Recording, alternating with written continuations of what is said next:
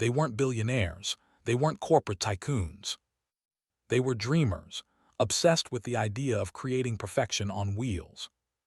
Some were engineers, some were artists, and some were just pure mad scientists who believed metal could have a soul. Welcome to PistonEdge. Before we dive into this thrilling story of forgotten brilliance, make sure to subscribe and join our tribe of car lovers who keep the legend of speed alive. Because today, we're uncovering the world's most ambitious supercars, machines born not from profit, but from pure passion. Let's start with one that came from the ashes of Bugatti itself, the B Engineering Edonis ***. When Bugatti collapsed in the late 90s, most people thought the dream was dead, but a small team of ex-engineers refused to give up. They took the EB110's chassis, rebuilt it from scratch, and created something wilder, the Edonis. With a 3.8-liter twin-turbo V12 pushing 720 horsepower, it was faster, lighter, and bolder than anything on the road. It was a middle finger to failure, a statement that said, "You can't kill passion." Sadly, only one prototype survived, a dream too beautiful for reality. Now meet Panoz Esperante GTR1 America's underdog warrior. Don Panoz wasn't just building a car, he was rewriting the rules of racing.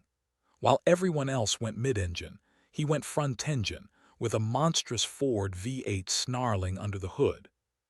It was heavy, awkward, and terrifying, but it made the crowd roar.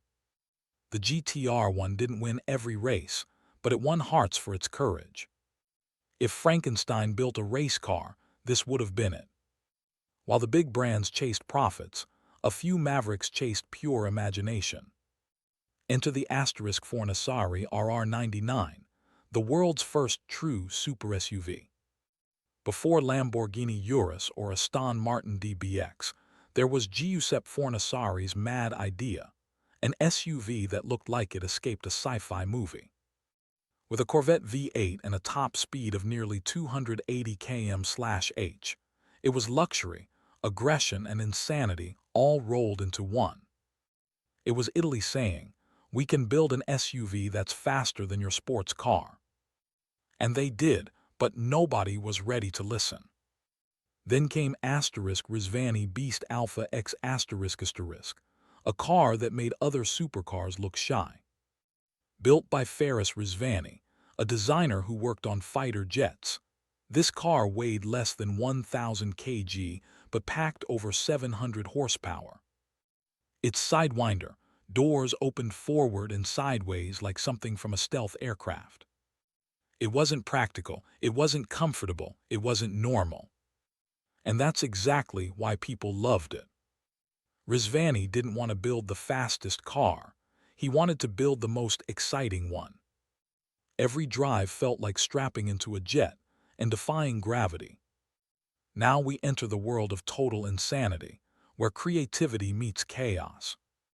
Let's talk about the Marco's TSO GT2 a British car that felt like a muscle car reborn. Built in a small workshop, it had a Corvette engine and a lightweight chassis, giving it the heart of America and the soul of Britain. It could hit 100 km/h in under 4 seconds, and every drive felt like a fight with physics. The company behind it went bankrupt, but the legend lives on, whispered among collectors who love danger as much as design. Then there's Sbarro Challenge I, a masterpiece from Franco Sbarro, a man who thought logic was boring. He didn't make cars, he sculpted madness. The Autobau looked like a concept from the year 3000, with 3 seats, a glass canopy, and a 12-cylinder engine that screamed like thunder. It wasn't meant for roads, it was meant for dreams. Sbarro said, "Cars should make you feel alive." One glance at the Autobau, and you understand what he meant. And just when you think it can't get crazier, it does. Spain, a country known for passion, gave us one of the most underrated beasts ever built, the Spania GTA Spano ***. 925 horsepower, carbon, Kevlar, and titanium body, a design that looked like fire caught in motion. It was a hypercar before the term became trendy. Built by former race engineers who wanted Spain to have its own Ferrari, the GTA Spano was everything: speed, style, and soul. But production was small, the world moved on, and the legend faded quietly into the night. From Spain to Japan, the land of bold ideas, we find the Mitsuoka Orochi ***. People called it ugly, some called it beautiful. But no one could ignore it. With a face like a mythological creature and a design inspired by Japanese dragons, the Orochi stood out in a sea of boring sports cars. It wasn't about numbers, it was about emotion. Mitsuoka proved that cars could express culture, not just horsepower. And even today, it remains Japan's most misunderstood masterpiece. Let's end our journey with two machines that broke every rule known to man. First, the Sbarro Challenge ***. It looked like a spaceship disguised as a car. Exposed wheels, gull-wing doors, and an engine placed right behind your seat like a ticking bomb. It was dangerous, impractical, and ridiculously beautiful. Franco Sbarro didn't follow blueprints, he followed pure imagination. While other designers played safe, he built cars that looked like they escaped from the future. The Challenge I wasn't just a prototype, it was a rebellion on wheels. Every curve, every bolt screamed one thing: I exist because I can. And even though it was never mass-produced, it inspired a generation of dreamers who looked at it and thought, maybe cars can be art after all. And finally, the six-wheeled madness that defied every convention, the Covini C6W. Yes, 6 wheels, not for show but for grip, balance, and pure insanity.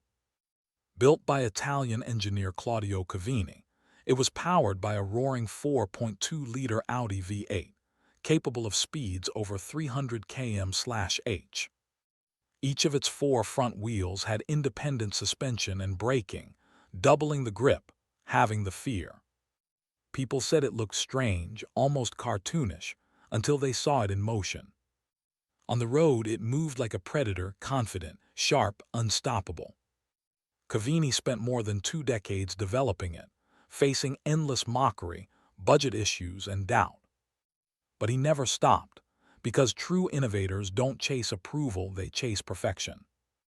And when the C6W finally rolled out, it proved one thing: genius doesn't ask for permission. These cars weren't just machines, they were visions born out of obsession and courage. They weren't meant to win sales, they were meant to wake people up. They remind us that the future doesn't always belong to corporations. Sometimes, it belongs to one man in a garage with a wild idea and the guts to make it real. So if you believe in passion over profit, you're in the right place. Subscribe to ***PistonEdge** and help keep the fire of these forgotten geniuses alive. Because here, every engine tells a story. Every story starts with a spark and ends with speed.